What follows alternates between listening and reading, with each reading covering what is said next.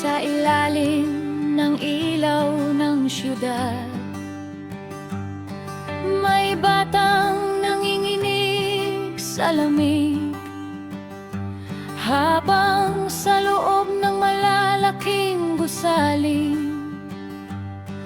may tawanan sa ibabaw ng salapi. Sa bawat kanto ng Maynila may kwento ng pagdurusa, mga pangakong napako sa hangin, at bayang unti-unting nilalamon ng dilim.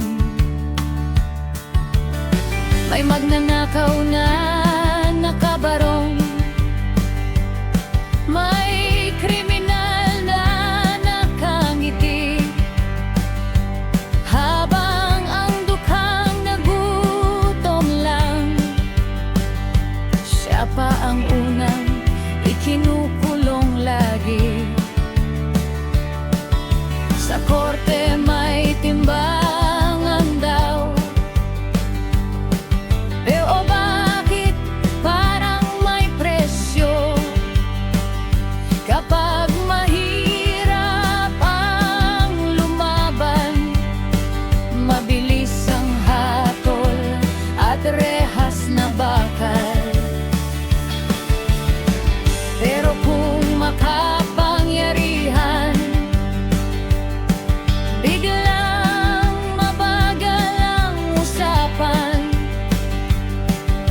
nawawalang ebidensya, parang usok sa gitna ng mesa. At habang ang bayan ay naghihirap, may mga bulsang lalong bumibigat. Bawat tax na kinakaltas napupunta sa luho ng ganit na pangalan. Ilang ulit pa ba tayong tatahimik, habang katotohanan ay pilit pinipilipit? Ilang sigaw pa ba sa lansangan, bago marinig ng kinauupuan? Bulag na hustisya, nakatali ang mata, hindi makita ang luha ng ordinaryong mamamayan.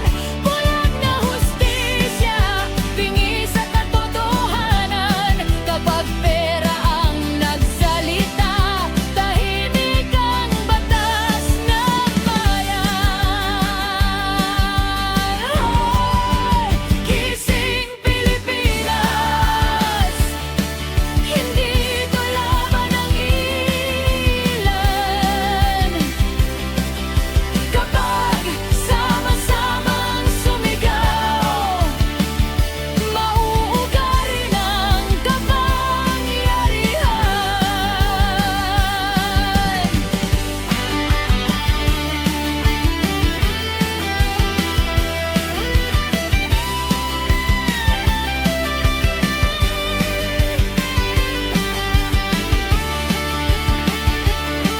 May magsasakang nawalan ng lupa, may mangingisdang wala nang mahuli, dahil dagat at kabundukan ipinagbili sa